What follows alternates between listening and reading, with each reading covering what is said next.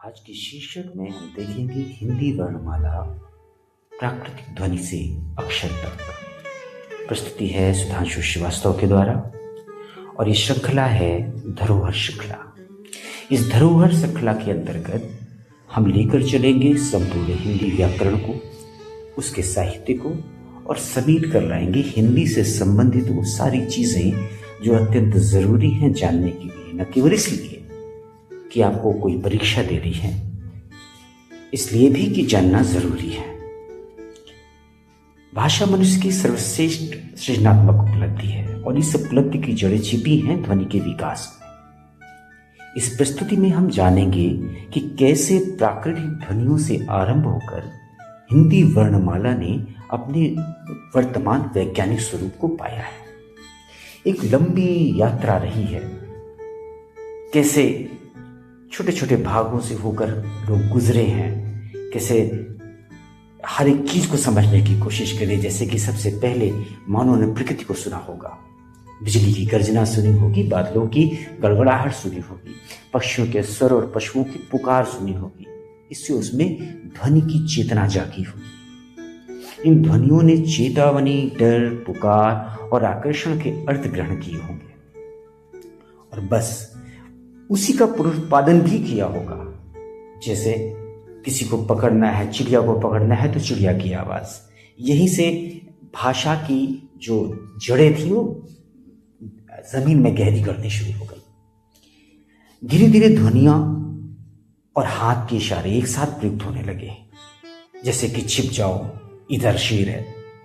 यह थी संकेत भाषा, जेस्चर प्लस साउंड का युग। कुछ ध्वनियां बार बार दोहराई गई और स्थायी संकेत बन गई। इन्हीं संकेतों से जन्मा शब्द। जब ध्वनियों को स्थायित्व देने की आवश्यकता हुई कि अब इन्हें सहेज कर रखना है, तब मनुष्य ने प्रतीक बनाए। प्रतीकों में क्या था? चित्र था, रेखाएं थी, चिन्ह थे और यही बने प्रारंभिक पिक्टोग्राम। और फिर इन्हीं से डेवलप हुई धीरे धीरे लिपि। लिपि वह है जिसमें हम लिखते हैं, भाषा वह है जो हम बोलते हैं। तो ये लिपि ब्राह्मी से गुप्त, सिद्धम से नागरी और अंततः देवनागरी तक पहुंची। बात करते हैं वर्ण की। वर्ण भाषा की सबसे छोटी ध्वनि इकाई है जो अर्थ न दे सके। अकेले इसका कोई अर्थ नहीं होता, पर अर्थ का भेद उत्पन्न कर सकती है, अंतर उत्पन्न कर सकती है। वर्ण शब्द ध्वनि की वैज्ञानिक इकाई है। इससे छोटा कुछ भी नहीं होता। यह स्वयं अर्थ नहीं देता, लेकिन अर्थ को बदलने की क्षमता रखता है। कल और गल जैसे शब्दों में क और ग यही अंतर पैदा करते हैं। वर्णमाला में दो चीजें हैं, स्वर और व्यंजन। इनको बिल्कुल अलग अलग रखा गया है। वर्ण दो प्रकार के हैं, स्वर और व्यंजन। स्वर वे हैं जिन्हें बोलने के लिए किसी अन्य ध्वनि का सहारा नहीं चाहिए, वो स्वतंत्र रूप से बोले जा सकते हैं। जबकि व्यंजन वे हैं जिन्हें स्वर के सहारे पर ही बोला जाता है। हस्त स्वर जो एक मात्रा में बोले जाते हैं, जैसे अ, ई, उ, री। दीर्घ स्वर जो दो मात्रा तक दीर्घ होते हैं, जैसे आ, ई, उ, ए, ओ, ए, औ। शुद्ध स्वर जो तीन मात्राओं तक विस्तारित होते हैं, जैसे वैदिक मंत्रों में उच्चारणों के लिए प्रयोग होता था ओम, ये तीन मात्राओं तक विस्तारित होते हैं। मात्राएं और स्वर स्वरूप आप जैसे 12 खड़ी पढ़ाते हैं स्कूलों में, कक्का, किक्की, कुक्कू, के, कै, ये आप पढ़ाते हैं। मात्राएं स्वर की अवधि और दिशा बदल देते हैं और यही शब्दों को उनकी संगीतात्मकता भी देते हैं। स्कूल में आप पढ़ाते ही हैं, इसके बारे में आपको बताने की जरूरत नहीं है कि कैसे क में आ लगाकर का बनता है। व्यंजन वे हैं जिनके उच्चारण में वायु का प्रवाह किसी न किसी स्थान पर अवरोध पाता है। देवनागरी के 33 व्यंजन 5 वर्गों में विभाजित हैं: कंठ, तालव्य, मूर्धन, दंत और ओष्ठ्य।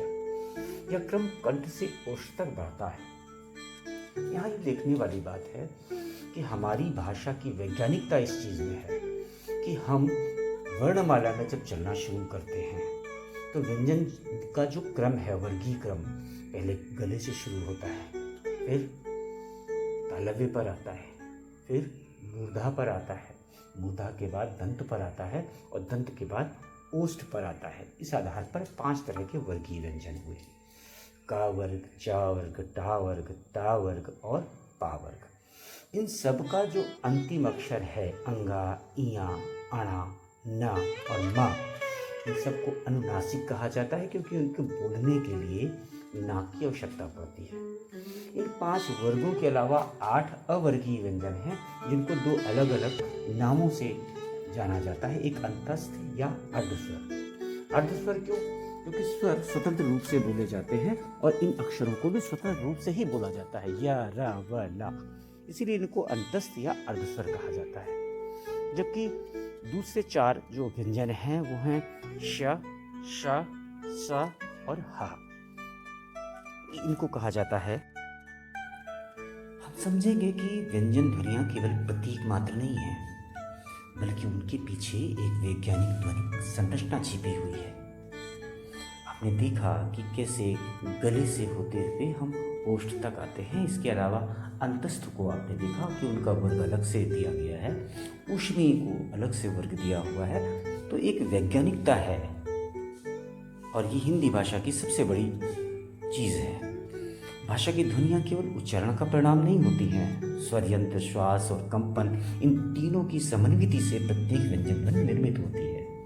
इसी के आधार पर व्यंजनों का वर्गीकरण किया गया है, घोष और अघोष, अल्प प्राण और महाप्राण। प्राण से अर्थ है हवा की मात्रा, घोष से अर्थ है सघोष या अघोष से अर्थ है गले में होने वाला कंपन। तो आइए इसको देखते हैं। अघोष ध्वनियाँ जिनके उच्चारण में स्वर यंत्र में कंपन नहीं होता, प्रत्येक वर्ग के पहले और दूसरे क्रम के व्यंजन तथा श, श और श। क वर्ग में का, छ, खा, च वर्ग च, छा, टा वर्ग ट, ठा, ता वर्ग तथा, पा वर्ग पा, फा, अन्य श, श, ह। घोष ध्वनियाँ जिनके उच्चारण में स्वर यंत्र कंपित होता है, प्रत्येक वर्ग के तीसरे, चौथे और 5वें क्रम के व्यंजन तथा अंतस्थ ध्वनियाँ। अब आते हैं प्राण के आधार पर वर्गीकरण। अल्प प्राण वो है जिनके बोलने में साधारण वायु निकलती है, श्वास का वेग कम होता है, का, चा, टा, ता, पा। आप देखेंगे प्रत्येक वर्गीय व्यंजन का पहला व्यंजन। जबकि महाप्राण अधिक तीव्र वायु प्रवाह होता है, खा, छा, ठा, था, फा। श्वास का वेग अधिक। आप देखेंगे कि ये वर्गीय व्यंजन के दूसरे व्यंजन हैं। निष्कर्ष के तौर पे अगर हम देखें तो क्रमांक 1 और 2 के व्यंजन अघोष, क्रमांक 3, 4 और 5 के जो क्रम के व्यंजन हैं उनको घोष कहा जाता है। अल्प प्राण व महाप्राण का जो भेद है केवल श्वास के आधार पर निर्भर होता है। वर्णमाला का यह अनुशासन हमें सिखाता है कि भाषा केवल अक्षरों का समूह नहीं है, बल्कि एक सुव्यवस्थित ध्वनि संगीत है। ध्वन्यात्मक दृष्टि से यह वर्गीकरण भाषा को वैज्ञानिक अनुशासन प्रदान करता है। अब हम बात करते हैं नुक्ते वाले अक्षरों की। उनको बोलने में बहुत ज़रूरी है कि हम उन्हें देखकर बोलें, क्योंकि ये अरबी और फारसी मूल के हैं। नुक्ता आप देखेंगे अक्षरों के नीचे लगा हुआ है, क, ख, ग, ज, ज, फ, य, र। फारसी और अरबी मूल ध्वनियों के समायोजन का परिणाम है। इससे भाषा की लचीलेपन और व्यापकता दोनों में वृद्धि हुई है। जैसे जिंदगी, अगर हम जिंदगी बोलते हैं तो समझ में आता है। संयुक्ताक्षर जो 2 या अधिक व्यंजन बिना स्वर के जुड़े रहते हैं उनको संयुक्ताक्षर कहते हैं। जैसे शा को क और शा दोनों को मिलाकर बनाया जाता है त्र, त और र, ज्ञा, ज और इया। आप यहाँ पर देखिएगा कि ज्ञा के प्रयोग में बड़ा सतर्क रहिएगा, प्रश्नों में पूछा भी जाता है, क्योंकि ये जैसा है ज और इया मिलके ज्ञा देता है, ये अपने आप में अलग बात है। अनुनासिक और अननुनासिक ध्वनियाँ। अनुनासिक ध्वनियाँ वे हैं जिनके उच्चारण के समय वायु मुख के साथ साथ नाक से भी बाहर निकलती है। संकेत में देखेंगे तो चंद्र बिंदु है वो लगाते हैं, जैसे हमने लिखा बांदा, यहाँ पे चंद्र बिंदु लगा हुआ है, या अनुस्वार मयंक, यहाँ पे अन्न लगा हुआ है।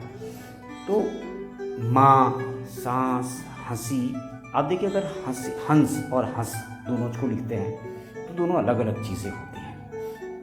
तो देवनागरी का वैज्ञानिक क्रम, इसके बारे में हम लोग पहले भी बात कर चुके हैं, इसलिए अभी अननुनासिक की बात कर लेते हैं। अननुनासिक वो होते हैं जिनमें नाक इन्वॉल्व नहीं होती है, जैसे जैसे ताला, तालाब, हवा। अब इन सब चीज़ों में नाक का कोई यूज़ नहीं हुआ, इसलिए ये अननुनासिक है, अननुनासिक। ठीक है, तो देवनागरी का वैज्ञानिक क्रम भी हो गया। अब हम बात करते हैं अभ्यास और चिंतन की। कुछ अभ्यास आपके सामने हैं। प्राकृतिक ध्वनि के 3 समूह बनाइए, जिनमें चेतावनी हो, आकर्षण हो और संवाद हो।